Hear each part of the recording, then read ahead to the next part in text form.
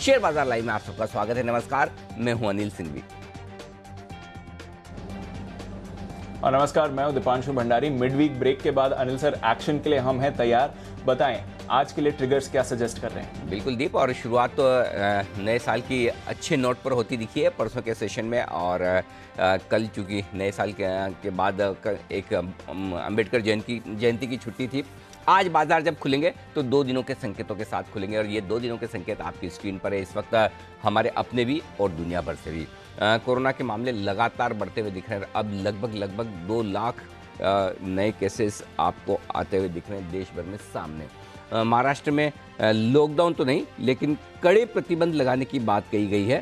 तो लॉकडाउन शब्द को इस्तेमाल नहीं करते हुए वो सारी कोशिशें की गई है जिससे कि कोरोना को काबू में लाया जा सके। लेकिन इस बीच अमेरिकी बाज़ारों में रिकॉर्ड लगने का सिलसिला बरकरार है। और सबसे बड़ी बात है कि S&P 500 में देखिए लगातार 10वें दिन नया रिकॉर्ड बनाया। और कल तो दिन के दौरान अमेरिकी बाज़ारों में डाउ ने भी एक नया रिकॉर्ड बनाया। तो डाउ और S&P दोनों ही रिकॉर्ड हाई पर पहुंचे। तो ग्लोबल मार्केट्स में कहीं कोई खराबी के संकेत है नहीं। इन्फोसिस के नतीजों से निराशा, लेकिन बेहतरीन बायबैक। और आज आने वाले हैं विप्रो के नतीजे भी। तो ये ढेर सारे ट्रिगर्स हैं जिनके दम पर बाजार आज करेंगे ट्रेड। दीप, बिल्कुल सर, तो ढेरों ट्रिगर्स है, 2 दिनों का एडजस्टमेंट है, ग्लोबल मार्केट्स में भी बढ़िया एक्शन रहा है, उसके बारे में तो जानना चाहूंगा सर। पर एक बार जरा ये कोरोना पर टच कर लेते हैं, क्योंकि 2 लाख नए मामले सर एक दिन में आते हुए दिख रहे हैं। पहली बार ये शिखर छुआ है और लगातार रिकॉर्ड मामले ही आ रहे हैं। पर उसके सामने महाराष्ट्र में भी डर था सर ट्यूसडे को क्लोजिंग के समय कि लॉकडाउन अनाउंस हो सकता है। लॉकडाउन तो नहीं आया, पर काफी कड़े प्रतिबंध लगे हैं। कैसे समझें ये कोरोना रिलेटेड न्यूज को? और लॉकडाउन तो नहीं है, पर रेस्ट्रिक्शंस हैं। बाजार को 3 दिन पहले जो डर था दीप, वो लॉकडाउन शब्द से था कि कहीं ऐसा ना हो कि महाराष्ट्र और पूरे देश भर में फिर से लॉकडाउन का खतरा बन जाए और पहले वाली सिचुएशन जो 2020 में देखी थी वैसी हो जाए और सबको घर में बैठना पड़े। लेकिन इस बार ऐसा लग रहा है कि जिस तरह के प्रतिबंध लगाए गए और जिस तरह की भाषा का इस्तेमाल किया गया है वो साफ तौर पर चेतावनी की है। लेकिन लॉकडाउन शब्द से परहेज की गई है। यानी कि सरकार ये मानती है कि अब आप स्वयं समझदार हो जाएं।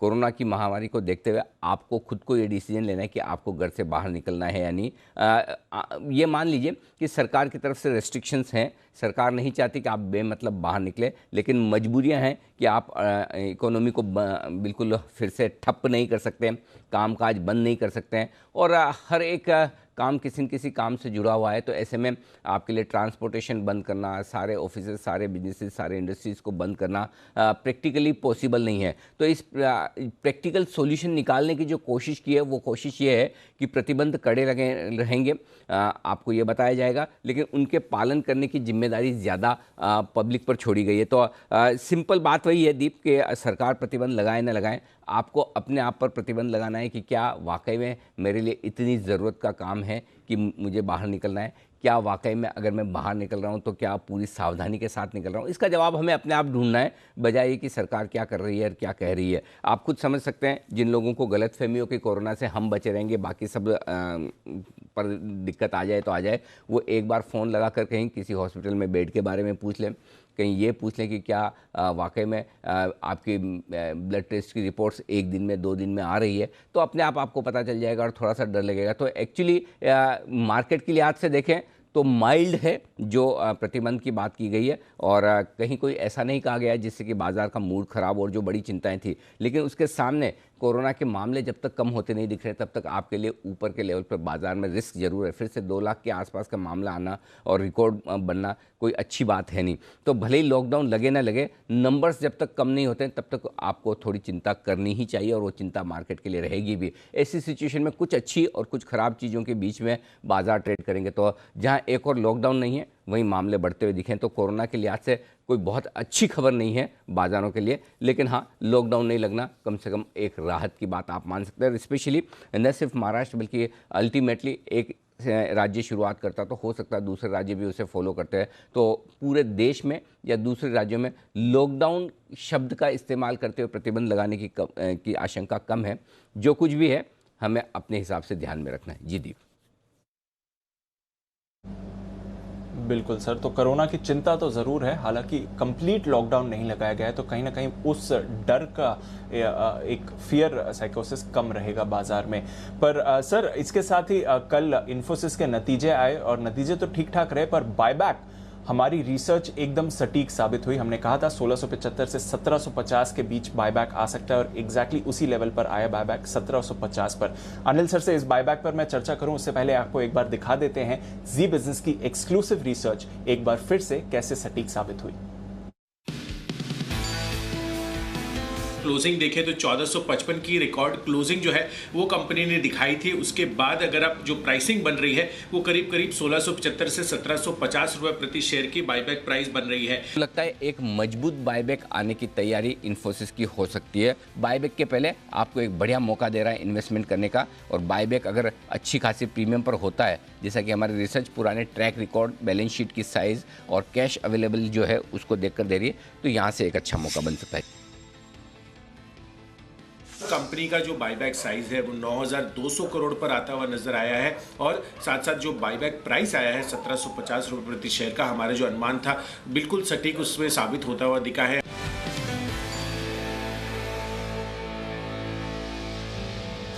25% पर अनिल सर बायबैक आते हुए दिख रहा है और एग्जैक्टली जैसा हमारी रिसर्च टीम ने कहा था 1675 से 1750 के लेवल पर 25% प्रीमियम पर बायबैक।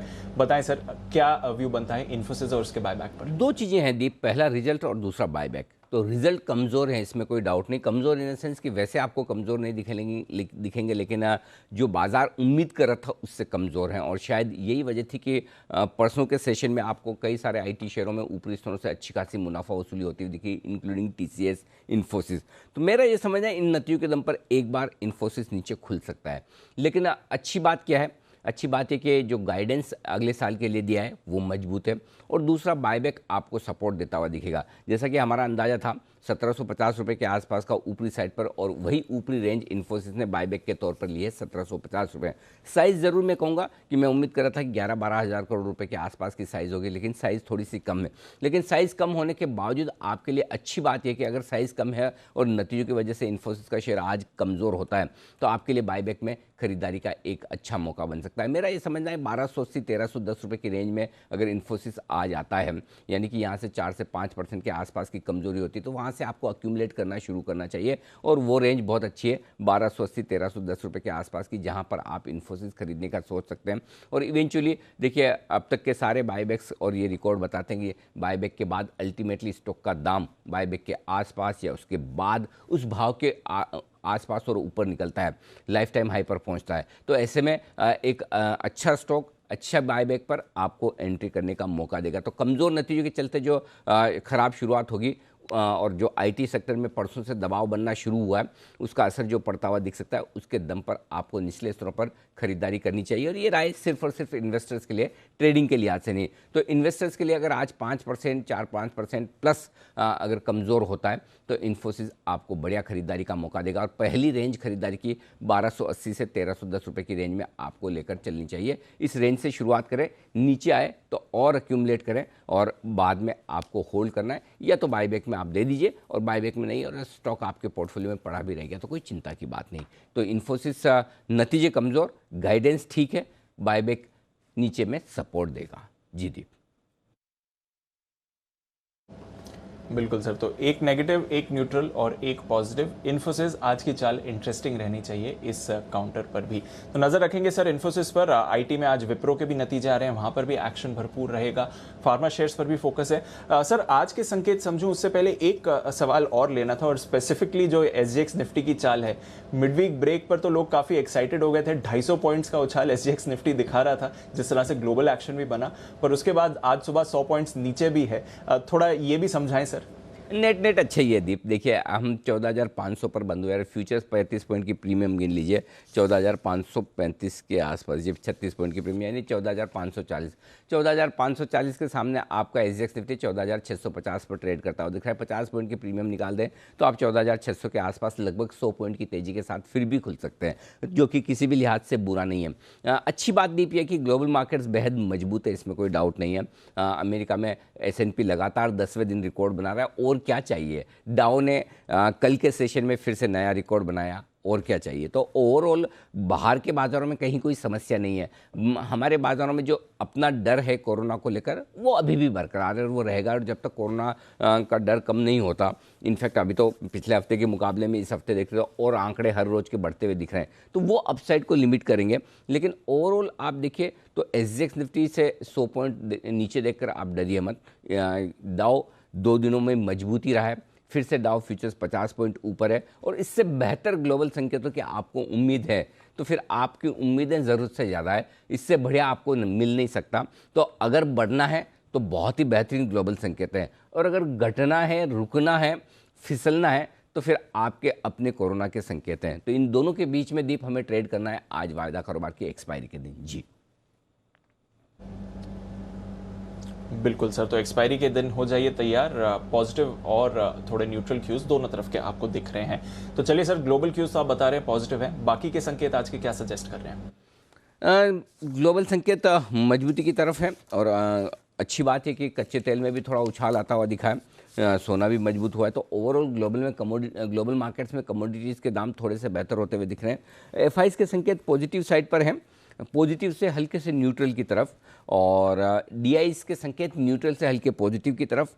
वायदा कारोबार के संकेत पॉजिटिव हैं। आपको याद होगा परसों के सेशन में हम वायदा कारोबार के संकेतों के दम पर ही ये कह रहे थे कि तगड़ी खरीदारी आने की संभावना है, बढ़िया दमदार शॉर्ट कवरिंग आएगी, और वो आई भी। सेंटीमेंट उसकी वजह से नेगेटिव से न्यूट्रल हुआ है और ट्रेंड आपका न्यूट्रल है। ये आपके लिए सारे आज के ट्रिगर्स। अब आइए आज के बड़े जोन आपको बता दूं जिसके बीच में बाजार सपोर्ट और रुकावट देखेगा। 14,450 14,500 निफ्टी पर तुरंत प्रभाव से एक सपोर्ट के तौर पर काम करेगा। वैसे इसके नीचे जाने की संभावना कम है गैप से खुलने के बाद, फिर भी 14,325 14,375 मजबूत सपोर्ट जोन है जहां पर आपको खरीदारी और शॉर्ट कवरिंग दोनों करनी चाहिए अगर आ जाए तो। ऊपर में 14,575 14,650 ये रेंज है जहां पर कहीं जाकर बाजार खुलने की कोशिश करेगा, इस रेंज के भीतर और थोड़ी देर वक्त बिताएगा। 14,650 75 को पार करने के बाद 14,700 14,775 फाइनल टारगेट बनता है इस रिकवरी का, जहां पर जाने के बाद थोड़ी प्रॉफिट बुकिंग, थोड़ी बिकवाली आप आने की उम्मीद रख सकते हैं। ये आपके लिए ऊपर की रेंज है। तो जो रेंज निकल रही है एक्चुअली इंटरेस्टिंग देखें तो हर 50 पॉइंट पर 14,525 14,575 पहली रेंज है। आज उसको पार करके आप ऊपर खुलेंगे 14,625 14,675 दूसरी रेंज है, और तीसरी रेंज 14,725 14,775 की है। तो ये हर 100 पॉइंट ऊपर 50 पॉइंट की रेंज ऐसी है जिसे 1 बाय 1 बाजार को पार करना है। किस पर जाकर रुकेंगे ये देखने वाली बात है, लेकिन ज़्यादा संभावना ये 14,725 14,775 तक इस रिकवरी को पूरा करेगा बाजार, और वहाँ से फिर से एक हल्का करेक्शन नीचे की तरफ दे सकता है। तो इस तरह से आपको बाजार में ट्रेड करना है। बैंक निफ्टी का जहाँ तक सवाल है 31,100 31,300 आज के लिए तुरंत प्रभाव से एक सपोर्ट के तौर पर काम करेगा, लेकिन मजबूत सपोर्ट जो पिछले 2-3 दिनों का ट्रेड देखकर नजर आया है वो 30,550 से 30,800 की रेंज में, ये वो रेंज है जहाँ पर दमदार खरीदारी शॉर्ट कवरिंग दोनों आती दिखेगी अगर वो लेवल्स आपको फिर से दिखे तो। ऊपर में 32,125 32,325 हल्की रुकावट का लेवल है। ये पार होने के बाद 32,450 से 32,675 तक एक बार बैंक निफ्टी जाकर अपनी रिकवरी को पूरा करेगा, वहां तक जाने की संभावना बनती है। तो ये बड़े लेवल्स हैं दीप जिन पर आपको रखनी है नजर। बिल्कुल सर, तो बड़े लेवल्स बाजार के लिए निकल कर आ रहे हैं, नजर रखिए किस तरह का एक्शन आज बनेगा। दिन की क्या रेंज रहेगी सर? दिन की रेंज के लिए आज से देखें तो दीप 14,450 14,575 14,375 14,650 14,325 और 14,700 ये 3 रेंज है जिस पर आपको फोकस करना है। तो इन पर आप नज़र रखिए दिन की रेंज के लिए। आज से बैंक निफ्टी 31,200 और 32,325 ये दिन की छोटी रेंज, और उसके बाद 30,800 32,450 दिन की मीडियम रेंज, 30,550 32,675। देखिए रोज बैंक निफ्टी में 1000 पॉइंट प्लस का मूव हो रहा है, इसलिए आपको रेंज बड़ी मिलेगी, लेवल्स बड़े मिलेंगे। मेरे पास ऑप्शन नहीं है। इनफैक्ट निफ्टी में भी आप देखिए तो 75 पॉइंट की रेंज मैंने दी है। तो वजह साफ है कि जिस तरह के मार्केट का हाल है उसको देखते हुए आपके लिए रेंज बड़ी आती दिख रही है। ये आपके लिए सारे रेंज वाले लेवल्स हो गए दीप। बिल्कुल सर, आज की तो बल्कि छोटी रेंज पर ही 1000 पॉइंट से ज़्यादा का स्विंग दिख रहा है। बड़ी रेंज पर तो आप नज़र डालिए 2000 पॉइंट से ज़्यादा का स्विंग दिखेगा। अच्छा सर, ये जो रिकवरी हुई थी ट्यूसडे की, उसमें एफआईज के आंकड़े कैसे बदले हैं? पीसीआर अब क्या सजेस्ट कर रहा है? देखिए दीपा, आपको याद होगा 50% के आसपास अब परसों के सेशन में जब सुबह उतरे तो सबसे बड़ा डर इसी बात का था कि एफआईज ने बहुत बेचा है। लेकिन उस दिन हम आमतौर पर इंडेक्स लॉन्ग पोजीशन का जिक्र करते हैं जो 50% पर आ गई थी, और तब मैं ये भी कह रहा था कि आपका नेट शॉर्ट और नेट लॉन्ग देखें तो दोनों 25% पर आ गए। और परसों के सेशन में इसी वजह से एक रिकवरी की, अच्छी शॉर्ट कवरिंग की उम्मीद की। एफआईज ऐसा थोड़ी पूरा ख़त्म करके ही चले जाएंगे, स्पेशली जब ग्लोबल मार्केट्स मजबूत हो। 50% से इंडेक्स लॉन्ग उनकी बढ़कर 58% आई, तो 8% एफआईज ने अपनी तेजी की पोजीशन बढ़ाई है। इसके साथ एक दो डेटा और इंटरेस्टिंग देना चाहता हूँ। नेट शॉर्ट उनकी जो है इंडेक्स में 25% थी, वो घटकर 4%, यानी कि 4% से उन्होंने अपनी शॉर्ट पोजीशन कम की है, और 4% ही अपनी लॉन्ग पोजीशन बढ़ाई है। 25% से नेट लॉन्ग बढ़ाकर 29% किया। तो ये 4% शॉर्ट कम होना, 4% लॉन्ग बढ़ना, नेट 8% का जो असर है वो आप इंडेक्स लॉन्ग में देख सकते हैं। एफआईज का 50% से 58% बढ़कर आया है, यानी कि एफआईज थोड़ी शॉर्ट कवर करके बैठा। अभी भी सारी नहीं हुई दीप, अभी भी 58% ऐसा लेवल नहीं कि जिसे आप ये कहें कि एफआईज बहुत ज़्यादा लॉन्ग हो गए। आमतौर पर 62 से 65% की रेंज में एफआईज रहते हैं, 60% के नीचे कम रहते हैं, 70% के ऊपर भी इंडेक्स में लॉन्ग में कम रहते हैं। तो अब भी थोड़ी जगह है, ऐसा नहीं कि नहीं है। तो ये एक अच्छा कंफर्टेबल सिग्नल है एफआईज के लिहाज से। यहीं पर मैं आपको एफआईज के डेटा भी डिस्कस कर लूँ ताकि डेटा साथ साथ में हो जाए। 731 करोड़ की कैश में बिकवाली की, ये थोड़ी सी सरप्राइजिंग है कि कल परसों के सेशन में जब इतनी बढ़िया रिकवरी हुई है उसके बावजूद एफआईज ने कैश में खरीदारी नहीं की, तो फिर बाजार बढ़ा कैसे, ये बड़ा सवाल है। और ये बढ़ने में दो बड़े कारण हैं दीप। एक तो लगभग 2000 करोड़ की, यानी कि 1995 करोड़ की खरीदारी एफआईज ने इंडेक्स में की है, और इंडेक्स में तगड़ी शॉर्ट कवरिंग की है। मजे की बात यह है कि आमतौर पर सिर्फ इस तरह के माहौल में शॉर्ट कवरिंग होती है, लेकिन शॉर्ट कवरिंग के साथ साथ लॉन्ग पोजीशन में भी इंडेक्स में अच्छी बनी है। तो जितने शॉर्ट कवरिंग हुए उससे थोड़ा सा कम सही, लेकिन लॉन्ग पोजीशन भी बने। तो उस लिहाज से वायदा कारोबार में बहुत ही बेहतरीन एक्शन एफआईज की तरफ से होता हुआ दिखा है। दूसरा, स्टॉक फ्यूचर्स 1300 करोड़ के खरीदे। तो मैं एफआईज की आज की जो ट्रिगर है उसको मैंने पॉजिटिव इसीलिए लिखा है कि भले ही 731 करोड़ की कैश में बिकवाली की हो, उससे कहीं ज़्यादा 1300 करोड़ का स्टॉक खरीदा है, सामने 2000 करोड़ की इंडेक्स में खरीदारी की है। तो काफ़ी हद तक शॉर्ट कवरिंग और फ्रेश खरीदारी के दम पर आपने परसों के सेशन में ये पूरा एक्शन दिखा है। घरेलू फंड वो दर्शक हैं, ज़्यादा कुछ करने के लायक है नहीं, और 244 करोड़ की खरीदारी का छोटा आंकड़ा उनका है परसों के सेशन का। तो ये दीप बढ़िया आंकड़े। और एक और साथ इसके साथ ही आंकड़ा और बता दूं, वो है पुट कॉल रेशियो, जिसके दम पर हम उम्मीद कर रहे थे कि बाजार तेजी से भागेगा। पुट कॉल रेशियो 0.88 से बढ़कर 1.15 आया। बड़ा है पुट कॉल रेशियो, लेकिन अभी भी ऐसा नहीं है कि पुट कॉल रेशियो ओवरबॉट की तरफ हो गया हो। अब भी शॉर्ट कवरिंग की गुंजाइश नहीं है, तो अब भी पुट कॉल रेशियो बहुत बैलेंस्ड और कंफर्टेबल लेवल पर है। तो एफआईज की लॉन्ग पोजीशन बढ़ी है, अभी भी कंफर्टेबल है, जगह है थोड़ी। पुट कॉल रेशियो बढ़ा है, लेकिन अभी भी थोड़ी सी जगह है। और तीसरा एक और आंकड़ा है विक्स का, जो 11% घटा है। आमतौर पर विक्स का घटना तेजी की तरफ का संकेत देता है, तो विक्स में भी कमी जो आई है वो भी एक अच्छा संकेत है। तो ओवरऑल संकेत बुरे नहीं है, हालांकि परसों जैसे मजबूत संकेत नहीं, जहां आप एकदम दम लगा कर कहते हैं कि नहीं सब कुछ अच्छा ही होगा। बहुत बढ़िया लेवल है यहाँ पर खरीदारी करने के, लेकिन अभी भी अपसाइड की जगह है इन तीनों डेटा के दम पर। वो 100, 125, 150 पॉइंट की तो बन सकती है, ये साफ इन डेटा में नजर आ रहा है। दीप। बिल्कुल सर, तो डेटा कंफर्टेबल है और एफआईज ने कैश में बिकवाली करी है, पर फ्यूचर से बढ़िया आंकड़े आ रहे हैं। तो फिर एग्जिस्टिंग पोजीशंस के बारे में बताएं सर, क्या स्ट्रैटेजी होनी चाहिए आज के लिए? 14,450 पर स्टॉप लॉस रखिए, इंट्राडे और क्लोजिंग दोनों बेसिस पर एक छोटा स्टॉप लॉस रख लीजिए, और स्पेशली जब गैप से खुल जाएंगे तो ये ठीक होगा। बैंक निफ्टी पर 31,500 का स्टॉप लॉस रखिए, यहाँ से 250-300 पॉइंट नीचे, इससे ज़्यादा की रिस्क रखने में कोई सेंस है नहीं। ये दोनों आपके शॉर्ट पोजीशन पर स्टॉप लॉस हो, लॉन्ग पोजीशन पर स्टॉप लॉस हो गए। शॉर्ट अगर है तो 14,575 का रख लीजिए। वैसे तो 14,700 निकल कर आता है, बहुत दूर है, इतना 200 पॉइंट ऊपर का स्टॉप लॉस लगाने में समझदारी है नहीं।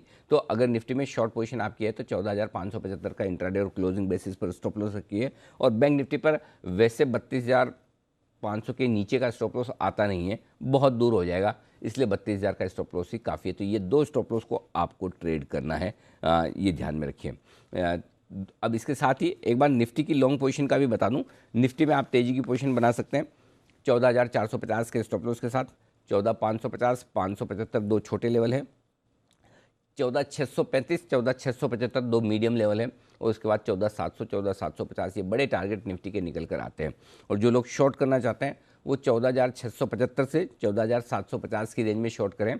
14,650 से आप मूड बनाना शुरू कर सकते हैं कि मुझे कहाँ शॉर्ट करना है। 14,675 से 14,750 की रेंज में शॉर्ट करें। 14,825 का आपका स्टॉप लॉस होगा। 14,635, 14,600, 14,550, 14,500 और 14,450 तक के टारगेट के लिए बिकवाली का एक मौका आप ऊपर की रेंज में देख सकते हैं। और जो लोग बैंक निफ्टी ट्रेड करना चाहते हैं वहाँ पर शॉर्ट पोजिशन, लॉन्ग पोजीशन बनाने की राय है। अगर बैंक निफ्टी आपका नीचे 30,800 और 31,125 की रेंज में आता है तो बहुत ही बढ़िया रेंज है, वहाँ पर ज़रूर आपको बैंक निफ्टी खरीदना चाहिए। ये रेंज परफेक्ट है। और तब आपका स्टॉप लॉस होगा 30,500 का स्टॉप लॉस रखिए, यानी कि परसों के जो लोज हैं उसके नीचे स्टॉप लॉस 30,800 और 31,125 की रेंज में खरीदिए। टारगेट 31,300, 31,750, 31,875, 32,000 और 32,125, 32,325 ये सारे टारगेट्स हैं। दूर दूर के लेवल दिखेंगे आपको बीच बीच में कहीं, लेकिन वो लेवल इतने दूर के हैं इसी लिहाज से मैंने आपको दिए भी हैं। अब आइए, अगर आप शॉर्ट करना चाहते हैं तो या लॉन्ग करना चाहते हैं तो एग्रेसिव ट्रेडर्स के लिए एक और दूसरा तरीका है कि आप 31,500 के स्टॉप लॉस के साथ ही खरीद लीजिए जहाँ खुले वहीं पर, और 32,000, 32,125, 32,325, 32,450, 32,500 और 32,650, 675 ये सारे लेवल्स हैं जिनके लिए बैंक निफ्टी में आपको खरीदारी करनी चाहिए। और शॉर्ट जो करना चाहते हैं वो 32,450 से 32,675 की रेंज में शॉर्ट करें। यहाँ पर भी 32,325 से आप मूड बनाना शुरू कर सकते हैं कि मुझे शॉर्ट करना है। अच्छी रेंज जो है बेचने के लिए 32,450 के आसपास और इसके ऊपर है, और 32,800 का आपका स्टॉप लॉस होगा। 32,350, 32,150, 32,025, 31,900, 31,800 और 31,700 ये सारे लेवल्स हैं जिनके लिए आपको शॉर्ट पोजीशन बनानी है। जी दीप। क्लियर है सर। तो इंटरेस्टिंग डे होना चाहिए और अग्रेसिव ट्रेडर्स के लिए तो बैंक निफ्टी पर और भी अच्छे मौके बन सकते हैं। अपनी रिस्क के हिसाब से पोजीशन बनाएं। सर बैन में कोई बदलाव नहीं है, सेल था, सेल बना हुआ है। हालांकि हमने 7% का उछाल जरूर देखा ट्यूसडे की रिकवरी में। एफआईएस का डेटा तो पॉजिटिव है सर। वायदा कारोबार के लिहाज से इंपॉर्टेंट लेवल्स क्या रहेंगे? सेल मेरे ख्याल से दीप बैन से बाहर आया है, जहाँ तक मैं देख रहा हूँ डेटा में, तो सेल 8% जो बढ़ा है। हाँ, बैन से उम्मीद नहीं थी, लेकिन लगता है बैन से बाहर आ गया है। परसों जब 3 बजे हम बात कर भी रहे थे ऐसा लग रहा था कि शायद ना निकले, लेकिन आखिरी मिनटों में शायद शॉर्ट कवरिंग के चलते सेल का शेयर बैन से बाहर तो आया है, तो ये अच्छा है। आइए अब वायदा कारोबार के डेटा मैं आपके सामने रख दूं। 14,500 इम्पोर्टेंट सपोर्ट लेवल है। 18 लाख शेयर पुट में है, 19 लाख शेयर कॉल्स में है, वहीं पर आप बंद हुए हैं। ऊपर की तरफ 14,600 हल्की रुकावट का लेवल है, जहाँ 21 लाख शेयर कॉल्स में, लेकिन 14,700 31 लाख शेयर वहाँ पोजीशन अच्छी है। तो ब्रॉडली आप ये कह सकते हैं गैप से खुलने के बाद 14,500 14,700 आपके लिए निफ्टी की रेंज बन जाएगी। ये वायदा कारोबार के डेटा में दिख रहा है। प्रीमियम घटी है, प्रीमियम बढ़ी है हल्की सी, तो वो आपके लिए मेंटेन रहने की संभावना है। बैंक निफ्टी के डेटा कम है, लेकिन इमीडिएटली आप ये मानकर चल सकते हैं कि 31,000 सपोर्ट है, और ऊपर की तरफ कॉल राइटिंग काफ़ी कम होकर रखी। 33,000 के पहले कोई विशेष कॉल राइटिंग है नहीं, तो यानी कि थोड़ी ऊपर जाने की जगह ज़रूर है यहाँ पर बैंक निफ्टी में। तो डेटा मैं बता चुका हूँ। और एक और चीज़ दीप यहाँ पर कहना चाहता हूँ कि बैंक निफ्टी ने जो तगड़ी आउट परफॉर्मेंस दिखाई है परसों के सेशन में निफ्टी के मुकाबले में, वो इस वजह से कि गिरे भी ज़्यादा थे तो बढ़ेंगे भी ज़्यादा, शॉर्ट कवरिंग भी वहीं ज़्यादा होगी, लेकिन लंबे समय तक बैंक निफ्टी की आउट परफॉर्मेंस बरकरार रह पाएगी, इसमें मुझे थोड़ा सा संदेह है। क्योंकि अभी भी देखना होगा कोरोना के मामले जो बढ़कर आ रहे हैं, तो 1-2 दिनों तक बैंक निफ्टी मजबूत रह सकता है निफ्टी के मुकाबले में ज़्यादा, लेकिन ज़्यादा लंबे समय तक तब तक मजबूत नहीं रह पाएगा जब तक कि कोरोना के आंकड़े कम ना हो जाए। ये ध्यान में रखने वाली बात है, जो आपने पिछले हफ्ते या शायद सोमवार को ये सवाल पूछा था मुझे, और उसके हिसाब से मैं अभी भी आपको बताना चाहता हूँ। जी दीप। बिल्कुल सर। तो कोरोना का ओवरहैंग एक ज़रूरी फैक्टर है मार्केट्स के लिए, पर बैंक निफ्टी दोनों तरफ के इंटरेस्टिंग एक्शन दिखाए हैं। आज देखते हैं क्या चाल पकड़ता है। चलिए अनिल जी आज आपके लिए लेकर आए हैं स्टॉक ऑफ द डे, तो जानते हैं क्या चुना है उन्होंने।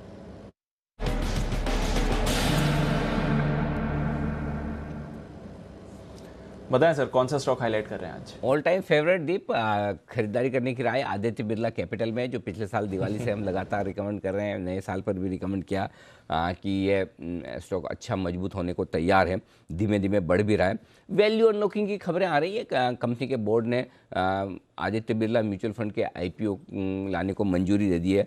आदित्य बिरला कैपिटल इसकी प्रमोटर है, आदित्य बिरला सन लाइफ म्यूचुअल फंड की, तो जाहिर सी बात है, और वो इस म्यूचुअल फंड में 28-28.5 लाख शेयर बेचने भी जा रहे हैं, तो उनके लिए शेयर बेचेंगे, उसका पैसा भी आएगा। आदित्य बिरला AMC लिस्ट होगी तो उससे वैल्यू अनलॉकिंग और इनके पास जो स्टेक है उसकी वैल्यू भी बैलेंस शीट में दिखने लगेगी।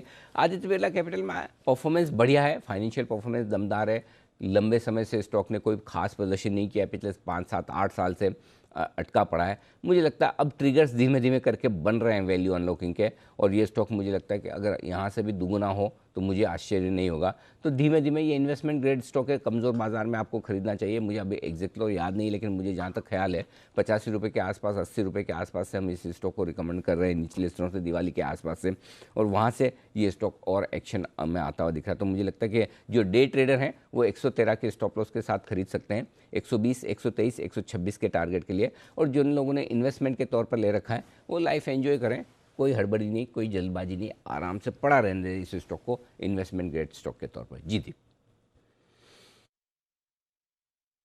बिल्कुल, तो इन्वेस्टमेंट ग्रेड स्टॉक है। अनिल जी ने पहले भी आपके लिए ये स्टॉक रेकमेंड किया है।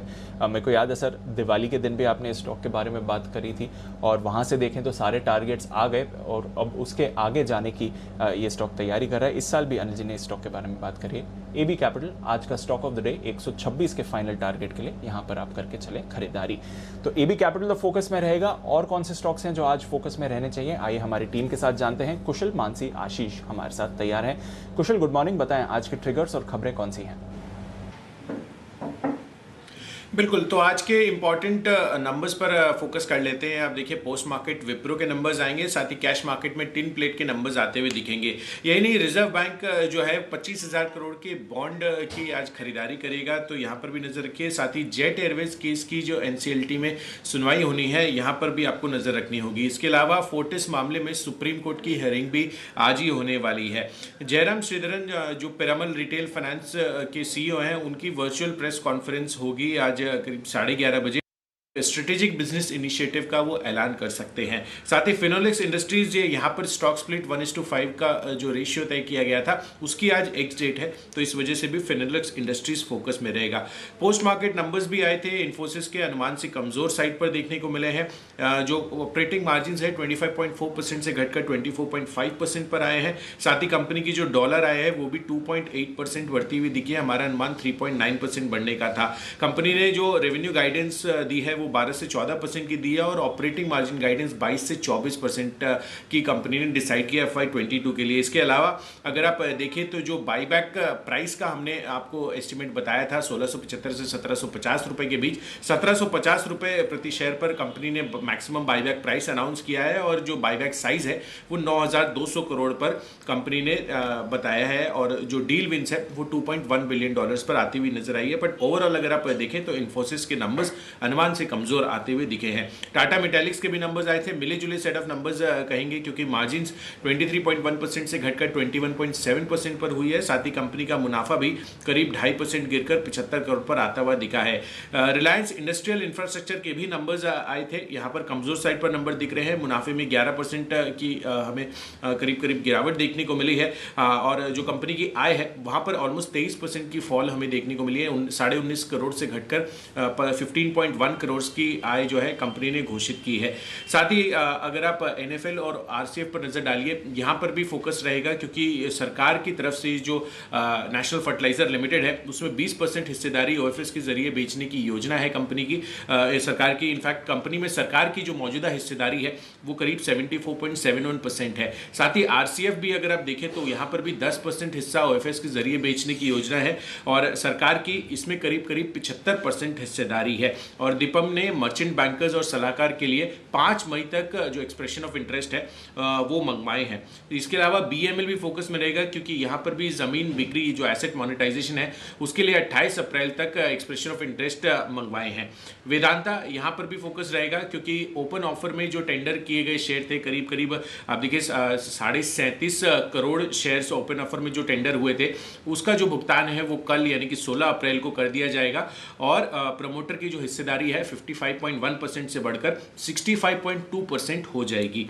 और अंत में भारती एयरटेल, यहाँ पर नजर रखिए, क्योंकि कंपनी ने नए कॉर्पोरेट स्ट्रक्चर का ऐलान किया है और इस नए कॉर्पोरेट स्ट्रक्चर के तहत 4 वर्टिकल्स में जो कंपनी है उसको डिवाइड किया गया है, जिसमें डिजिटल एक है, उसके बाद इंडिया बिजनेस है, साथ ही इंटरनेशनल बिजनेस है और चौथा इंफ्रास्ट्रक्चर जो है कंपनी का फोकस है। और ये रिस्ट्रक्चरिंग का जो मेन ऑब्जेक्टिव है वो है डिजिटल पर कंपनी सबसे बड़ा फोकस आगे के लिए करती हुई नजर आ सकती है और इसी वजह से इन्होंने किया है। और नेटल इंफ्रास्ट्रक्चर इन्वेस्टमेंट एक और सेपरेट सर्कुलर इन्होंने जारी किया था, जो इनकी होली ओन्ड सब्सिडियरी है, उन्होंने one web India communication private limited में 100% हिस्सेदारी खरीद ली है। ओके, तो भारतीय एयरटेल पर रखे नजर, कई और दिग्गज शेयर्स आज फोकस में आते हुए दिखेंगे। मानसी, गुड मॉर्निंग, बताएं आपके पास कौन सी खबरें हैं? बिल्कुल, गुड मॉर्निंग दीपांशु। शुरुआत यूपीएल से कंपनी के लिए बहुत बड़ी खबर आ रही है। सब्सिडरी कंपनी देखिए एडवांटा सीड्स पर कंटेमिनेटेड सीड सप्लाई करने का आरोप लगा था कंपनी की, लेकिन अब ऑस्ट्रेलिया के सुप्रीम कोर्ट ने कंपनी के खिलाफ क्लास एक्शन सूट को खारिज कर दिया है। इसके चलते यूपीएल फोकस में रहेगा। टाटा मोटर्स Q4 अपडेट आया है। सबसे पहले इनके ग्रुप ग्लोबल होलसेल की अगर बात करें, यहाँ पर 43% की बढ़त देखने को मिली है। साथ ही global wholesale of commercial vehicles की अगर बात करें 55% की बढ़त यहाँ पर देखने को मिली है और साथ ही पैसेंजर व्हीकल्स में भी करीब 40% की बढ़त हाथ लगती हुई दिखी है। तो अच्छे Q4 अपडेट्स टाटा मोटर्स के आते हुए देखने को मिल रहे हैं। जैगुआर होलसेल्स अगर तिमाही इस क्वार्टर की बात करें 31,814 यूनिट रहे हैं। वहीं लैंड रोवर होलसेल की अगर बात करें 1,04,647 व्हीकल्स की सेल यहाँ पर होते हुए दिखी है।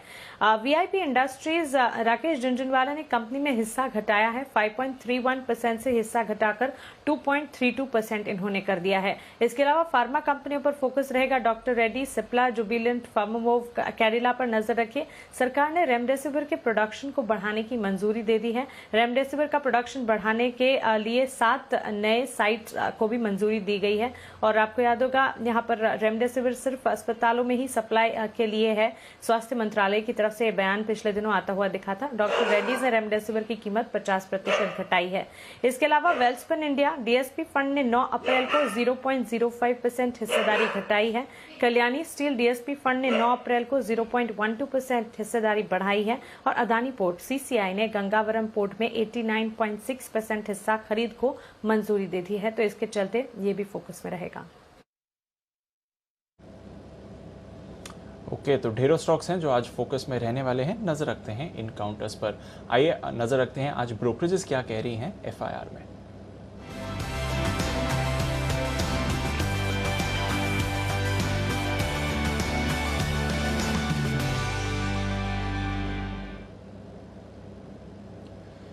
गुड मॉर्निंग आशीष, बताएं आज की रिपोर्ट्स कौन सी हैं? Good morning Deepanshu. सबसे पहले तो इन्फोसिस यहाँ पर देखिए नतीजे कमजोर हैं। इसके बाद जो है क्रेडिट स्विस ने लक्ष्य को घटाया। रेटिंग तो हालांकि किसी ने बदली नहीं है, सिर्फ एक क्रेडिट स्विस ऐसे है जिन्होंने लक्ष्य में कटौती की है। 1810 से लक्ष्य को घटाकर 1725 कर दिया, करीब 1400 के आसपास की परसों की क्लोजिंग है। और ये मान रहे कि 2% की जो कांस्टेंट करेंसी ग्रोथ देखने को मिली वो निराशाजनक है, लेकिन बिजनेस वॉल्यूम ग्रोथ अगर आप देखें तो करीब 4.6% की रही है, वो 10 साल के हाईएस्ट है। तो कहीं ना कहीं इसको लेकर पॉजिटिव है। लेकिन बाकी सभी ब्रोकरेज हाउस की अगर आप कमेंट्री देखेंगे तो आपको नेगेटिव ही नजर आएगी। सबका मानना ये है कि अर्निंग्स जिस तरीके से एस्टिमेट लगाया जा रहा था उससे तो थोड़ा हल्का मिस ही है। भारतीय एयरटेल यहाँ पर भी नजर रखिएगा। क्रेडिट स्विस की रिपोर्ट है, यहाँ पर करीब आउट परफॉर्म की रेटिंग को बरकरार रखा है। 775 रुपये के लक्ष्य के 537 के आसपास की क्लोजिंग है। ग्रुप रीऑर्गेनाइजेशन को लेकर इस स्टॉक पर ये पॉजिटिव है। टाटा मोटर्स लगातार अच्छे आंकड़े आ रहे हैं। CLSA की रिपोर्ट है, खरीदारी की राय को बरकरार रखा है। 425 रुपये के लक्ष्य के लिए 302 के आसपास की जो है क्लोजिंग है। JLR की जो चौथी तिमाही की बिक्री है वो करीब 12% की ग्रोथ यहाँ पर दिखने मिली है, जिसके चलते यहाँ पर ये खरीदारी की राय दे रहे हैं।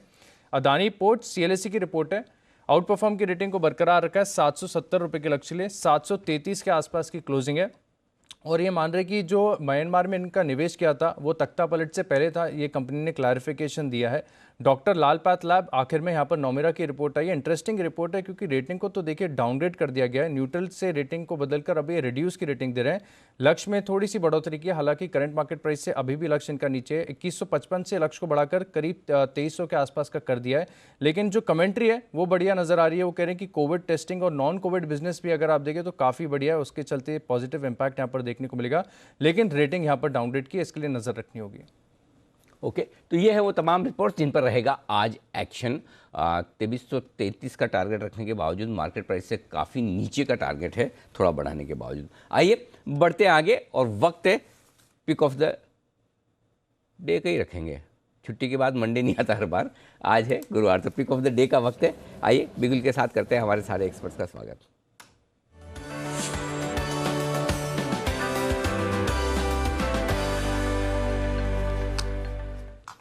आप सबको गुड मॉर्निंग, स्वागत है आप सबका। किरण जी करिए शुभ शुरुआत। Very good morning Anil ji. Morning, sir. Very good morning. Buy करके चलना है अनिल जी, और बाय करना है एसबीआई। अभी 341 के आसपास की क्लोजिंग है। 335 का स्टॉप लॉस रहेगा। 355 360 के टारगेट्स 1 से 2 दिनों में देखने को मिल जाने चाहिए। 355 360 के टारगेट के लिए करें खरीदारी। एसबीआई 2 से 3 दिनों के लिए पिक ऑफ द डे आज किरण जी की तरफ से। वागे साहब सुप्रभात, बताएं सर आपका क्या इरादा है? Anil ji good morning. Deepanshu good morning. Anil ji आज मैंने नोटा का इस्तेमाल किया है। अच्छा। क्योंकि गैप अप ओपन होगा लेकिन ऊपर में सेलिंग आ सकती है, तो थोड़ा सा चॉपी रहेगा, और मैं एक्सपेक्ट कर रहा हूं दोनों तरफ के मूव आएंगे, आपको दोनों तरफ अपॉर्चुनिटीज मिलेगी। तो ऐसे में क्लीन स्लेट लेके मार्केट में जाना बेटर है, वहां पर सोचेंगे क्या करना है। फिर ठीक है, कोई दिक्कत नहीं। बाजार खुलने के बाद वागले साहब उम्मीद करते हैं सबसे पहला कॉल उन्हीं की तरफ से आएगा, ये मैंने उन पर ऑलरेडी दबाव बना दिया है। आइए बंसल जी का भी करते हैं स्वागत। गुड मॉर्निंग सर, बताइए।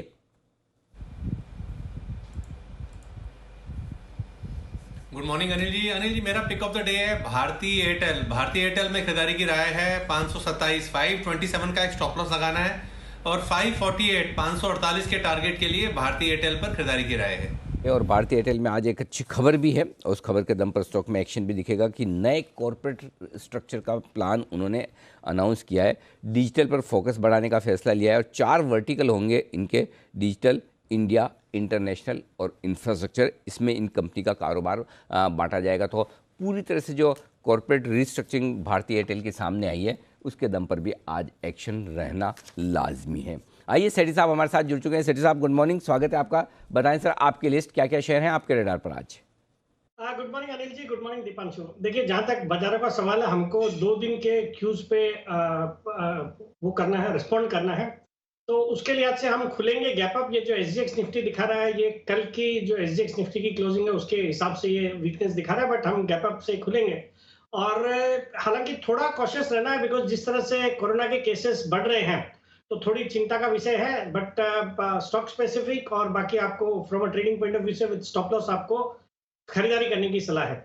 मेरा जो आज का पिक ऑफ द डे है वो एक कैश मार्केट का स्टॉक रहेगा। सबसे पहले तो वो रहेगा पॉलीप्लेक्स। ये स्टॉक एक देखिए दमदार फंडामेंटल्स वाली कंपनी है, वैल्यूएशंस भी बहुत सस्ते हैं। कल ये स्टॉक 785 के आसपास बंद हुआ है। वैल्यूएशंस बहुत ही आकर्षक है, बट इसमें अभी थोड़ी देर पहले से खबरें चल रही है कि ये जो प्रोमोटर्स है वो अपना कंट्रोलिंग स्टेक बेच सकते हैं। तो उस खबर के ऊपर मुझे लगता है आज ये स्टॉक दमदार परफॉर्म कर सकता है। तो मेरा इसमें आज का टारगेट रहेगा 830 रुपए का, स्टॉप लॉस रखना है 770 रुपए का। इसके अलावा F&O स्पेस से भी मैंने एक तो कंट्रेरियन बेट रहेगा डॉक्टर लाल पैथलैब्स के ऊपर। ये मेरा F&O स्पेस से पिक ऑफ द डे रहेगा। इसमें कल हमने मतलब कल यानी परसों, कल तो हम बंद थे, परसों एक 10% की गिरावट देखी गई थी, बट मुझे लगता है वो काफी ज्यादा हो गया। मुझे लगता है आज ये स्टॉक वापस से बाउंस बैक करना चाहिए। ये जो पैथोलॉजी लैब वाली कंपनीज है, जिस तरह से कोरोना के केसेस बढ़ रहे हैं, इनमें अभी भी एक तेजी का दौर बिल्कुल रहेगा। तो इस स्टॉक में जो 2950 के आसपास कल बंद हुआ है, यहाँ पे खरीदारी करने की सलाह है। 3050 के पहले टारगेट, 3100 के दूसरे टारगेट और 2900 का स्टॉप लॉस रखना है। दूसरा स्टॉक है जो मैंने फ्राइडे को जाते जाते भी रिकमेंड करा था, जिंदाल स्टील एंड पावर, जो 405 के आसपास रिकमेंड करा था, बट 409-10 के आसपास बंद हुआ है। मुझे लगता है मेटल स्टॉक्स में एक अच्छी तेजी आज होनी चाहिए। मेटल्स के जो कल प्राइजेस है इंटरनेशनली भी काफी बड़े हैं, तो उसका एक फायदा पूरे मेटल सेक्टर को मिलेगा। Metal sector would be the sector of the day. और यहाँ से मैंने जिंदल फ्लेक्स को जिंदल स्टील एंड पावर को पिक किया है। 409 के लेवल्स पे खरीदारी करने की सलाह है। आज का टारगेट है 420 रुपए का, स्टॉप लॉस है 400 रुपए का। फिर एनएमडीसी भी मुझे पसंद आता है, स्टॉक अपने हाइट से अच्छा खासा करेक्ट हुआ है और आयरन ओर के प्राइसेस में इन्होंने भी रेगुलर इंटरवल पे बढ़त अनाउंस करी है या हाइक अनाउंस करा है। शायद अप्रैल में सेकंड टाइम हाइक अनाउंस करा है। मुझे लगता है ये जो 138 के आसपास स्टॉक ट्रेड करता है इसको खरीदे। इसमें मेरा आज का टारगेट है 145 रुपए। ओके, तो 4 स्टॉक से जो पसंद है इस वक्त सेठी साहब को, पॉलीप्लेक्स, डॉक्टर लाल, जेएसपीएल, एनएमडीसी। इसमें से पॉलीप्लेक्स वो स्टॉक है जो कैश मार्केट का है, बाकी डॉक्टर लाल, जेएसपीएल और एनएमडीसी 3 वायदा कारोबार के शेयर भी पसंद है। जेएसपीएल के लिए 409 रुपये पर खरीदें, 420 का टारगेट और 400 रुपये का स्टॉप लॉस लगाएं। एनएमडीसी में 138 रुपये 50 पैसे के आसपास बंद हुआ है, 145 का रख सकते हैं आप टारगेट। कुणाल जी भी जुड़ चुके हैं हमारे साथ। कुणाल जी गुड मॉर्निंग, बताएं सर आपने कौन सा शेयर चुना है आज? Good morning Anil ji, good morning Deepanshu. Anil ji, खरीदारी की राय है और जैसे अभी सेठी साहब चर्चा कर रहे थे जिंदाल स्टील की, अनिल जी मुझे पसंद है स्टील अथॉरिटी यानी कि सेल, जिसमें हमने कल एक अच्छा मूव आते हुए देखा था मंगलवार को, और मुझे लगता है अनिल जी आज भी तेज़ी बनी रहेगी। तो मान लीजिए आज आपको कल के स्तरों पर मिले तो डेफिनेटली बाय करके चले। यहाँ पर 88 रुपीज़ पर 88.5 पर एक स्टॉप लॉस रख करके खरीदारी करनी है। जो टारगेट हैं वो है 95 के और 97 के, तो 95 और 97 के टारगेट के लिए सेल में खरीदारी करें। Okay, steel authority of India SAIL यहाँ पर खरीदारी। स्टॉक परसों के सेशन में भी दमदार तेजी के साथ बंद हुआ है, यहाँ से और अपसाइड की गुंजाइश कुणाल जी को नजर आती है सेल में। आइए बढ़ते आगे और कई सारे स्टॉक्स जो आज रहेंगे एक्शन में उन्हीं पर किया जाए फोकस। सबसे पहले टाटा मेटलिक्स, जरा किरण जी इसके चार्ट्स देखिए और बताइए क्या करना है। नतीजे आए हैं परसों के बाजार बंद होने के बाद। आय 26% बढ़ी है, ठीक है। कामकाजी मुनाफा 19% बढ़ा है, ये भी ठीक है। मार्जिन थोड़े से कम हुए हैं, 23% से 22.25% के आसपास, और मुनाफा 2-2.5% घटा है। तो मिले जुले से नतीजे है 900 रुपये पर स्टॉक 3% की मजबूती के साथ हुआ है बंद। बताएं सर। मीडियम टर्म आउटलुक से अनिल जी ये चार्ट पैटर्न बहुत ही स्ट्रांग है। 850 में बहुत अच्छा बेस है, तो पोजिशनल ट्रेडर्स के लिए 850 के नीचे स्टॉप लॉसेस लगाने चाहिए। जो स्विंग टॉप था 950 के आसपास का, वो एक छोटा सा बैरियर बन के नजर आएगा, पर ये एक बार निकल जाएगा तो एक नए दायरे में चला जाएगा ये स्टॉक। तो आपको 2 से 3 महीने का अगर व्यू है तो ये स्टॉक शायद आपको 1200-1300 रुपए के लेवल्स देखने को मिल सकते हैं। ओके, और टाटा मेटलिक्स के टॉप मैनेजमेंट से हम करेंगे बातचीत दोपहर 12 बजे कॉर्पोरेट रडार वाले शो में, जहां कॉर्पोरेट और कोरोना, जहां नतीजों पर भी बात होगी और कोरोना का क्या असर इंडस्ट्री पर पड़ रहा है उन पर भी हम संदीप कुमार साहब जो कि एमडी है टाटा मेटलिक्स के, उनसे करेंगे बातचीत। आइए कुछ और स्टॉक्स हैं जहां पर अब एक्शन और होता हुआ दिखेगा। इनमें से 2 स्टॉक हैं जिन पर राय मैं आपसे लेना चाहता हूं सेठी साहब। NFL, RCF. एनएफएल में 20% हिस्सेदारी बेचने की योजना है सरकार के ऑफर फॉर सेल के जरिए, और आरसीएफ में 10% हिस्सेदारी। दीपम ने 5 मई तक जो मर्चेंट बैंकर्स हैं उनसे एक्सप्रेशन ऑफ इंटरेस्ट मंगाए हैं। क्या करना चाहिए इन दोनों शेयरों में? देखिए अनिल जी, ये जो खबर है ये वैसे तो स्टॉक के लिए नेगेटिव है, बिकॉज जब भी सरकार का ओएफएस आता है वो जो करंट मार्केट प्राइस है उससे डिस्काउंट पे आता है, तो वही एक्सपेक्ट करते हुए मुझे लगता है आज स्टॉक पे थोड़ा दबाव रहना चाहिए। हालांकि देखिए ये मुझे याद है आपने खबरें चलाई थी जब इसका स्टेक सेल की बातें हो रही थी, बट इसमें एक सब्सटेंशियल स्टेक सेल होता तो फिर मुझे लगता है एक प्रीमियम पे हो सकता था, बट चूंकि ये ऑफर फॉर सेल है तो ये डिस्काउंट पे होगा और उसका एक नेगेटिव रिएक्शन मुझे लगता है आज इन स्टॉक्स पे देखने को मिलेगा। हालांकि लंबी अवधि या मीडियम टर्म के लिए ये स्टॉक दोनों ही अच्छे लगते हैं। ओएफएस में पार्टिसिपेट करने की सलाह रहेगी। बाकी आज के लिए मुझे लगता है थोड़े नेगेटिव ओपनिंग हो सकती है। ओके, आज थोड़ी नेगेटिव ओपनिंग होने की संभावना है, लेकिन पॉजिटिव ओपनिंग होने की संभावना है बीईएमएल में। बंसल जी, बीईएमएल के चार्ट्स देखिए और बताइए क्या करना है। इनकी एसेट मोनेटाइजेशन के लिए जो ज़मीन ये बेचना चाहते हैं उसके लिए 28 अप्रैल तक एक्सप्रेशन ऑफ इंटरेस्ट मंगाएं, यानी कि हफ्ते 10 दिन में ये काम होने वाला है। बीईएमएल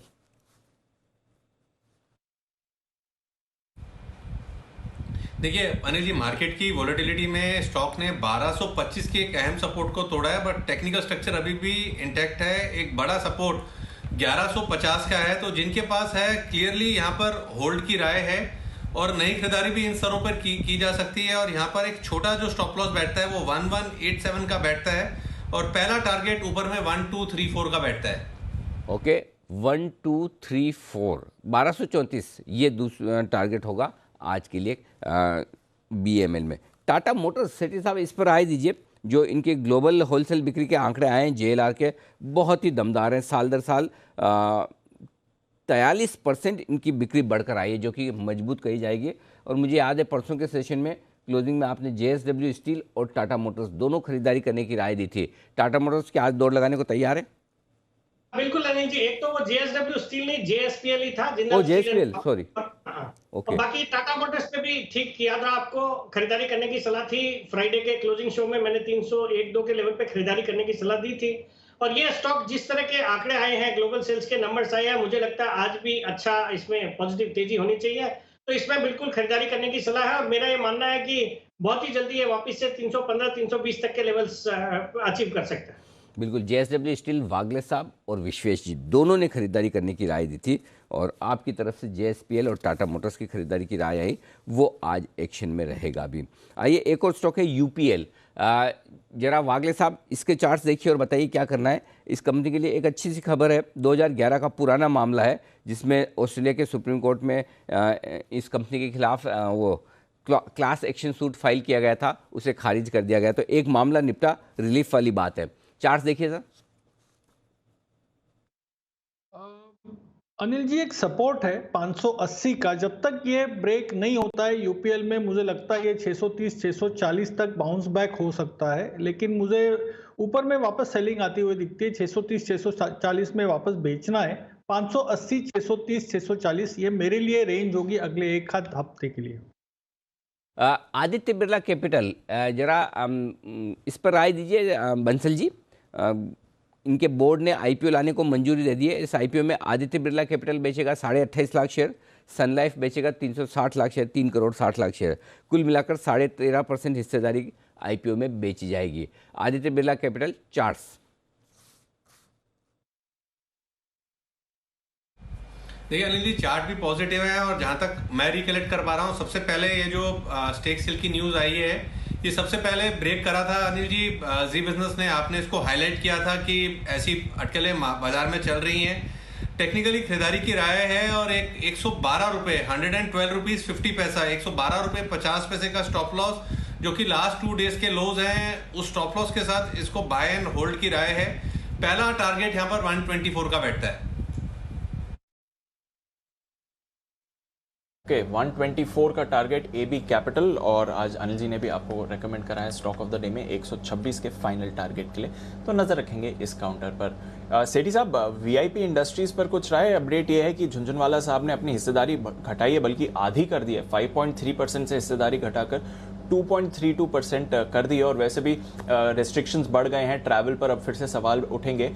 VIP इंडस्ट्रीज पर क्या करना चाहिए सेठी साहब? देखिए, इस तरह की खबरों का असर तो नेगेटिव ही होगा। जब राकेश झुनझुनवाला जी कोई स्टॉक खरीदते हैं तो वो बढ़ता है। वैसे ही जब उन्होंने अपनी स्टेक और वो भी 50% कर दी है, तो इस खबर पे स्टॉक पे एक अच्छा खासा दबाव होना चाहिए। और वैसे भी ये जो लगेज वाला सेगमेंट है, एक खराब दौर से गुजर रहा है। अभी वापिस से कोरोना के केसेस बढ़ गए, तो ट्रेवल टूरिज्म पे इसका डेफिनेटली बड़ा असर पड़ेगा। तो उन सब के लिहाज से भी स्टॉक में अभी वीकनेस नजर आती है। तो मुझे लगता है जिनके पास है उनको प्रॉफिट बुक कर लेने चाहिए करने की वजह। ओके, जिनके पास है उनको प्रॉफिट बुक कर लेना चाहिए, ये है राय आपके लिए VIP industries. Welspun India, Kunal ji इस पर चार्ट देखिए। DSP फंड ने 9 अप्रैल को हिस्सेदारी घटाई है। बहुत ही छोटा फिगर है, अगर आप परसेंटेज वाइज देखें तो 0.05% ही फिगर है, बट वेल्सपन ग्रुप के स्टॉक्स भी काफी फोकस में रहे हैं। वेल्सपन इंडिया की चार्ट क्या कहती है सर?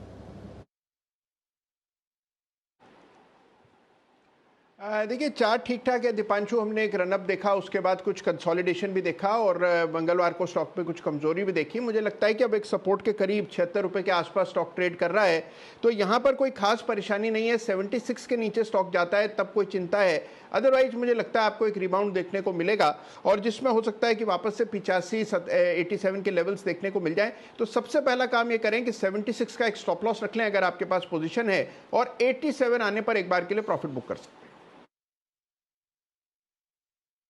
ओके, तो यहाँ से 10 रुपये दूर 87 के लेवल्स पर आप प्रॉफिट बुक कर सकते हैं। वेल्सपन इंडिया पर ये है राय। किरण जी, अदानी पोर्ट्स पर क्या करना चाहिए? लगातार ये एक्विजिशंस तो कर ही रहे हैं, और जो इनका गंगावरम पोर्ट खरीदने पर प्लान था लगभग 90% हिस्सेदारी का, उसको CCI ने भी मंजूर कर दिया है। 2 दिन में करीब 14% फिसला है शेयर। अब अदानी पोर्ट्स कैसा लग रहा है चार्ट्स पर सर? दीप, एक वर्टिकल रैली के बाद एक वर्टिकल फॉल आ गया है, तो मेरा मानना है कि वोलेटिलिटी बहुत ज्यादा बढ़ती नजर आएगी स्टॉक में। 700 पे एक अच्छा बेस है। पिछला जो सारे बॉटम्स अगर ज्वाइन करते हैं ट्रेंड लाइन का, तो उसकी वैल्यू 700 के आसपास आती है और 700 का ही कल का यानी परसों का लो है। तो मेरा मानना है कि 700 के नीचे आपका स्टॉप लॉस होना चाहिए और बाउंस बैक में मुझे लगता है 780 790 तक जाने की उम्मीद इस स्टॉक में दिखाई देती है। ओके, तो एक बाउंस बैक एक्सपेक्टेड है। 780 तक काउंटर आपको जाते हुए दिख सकता है।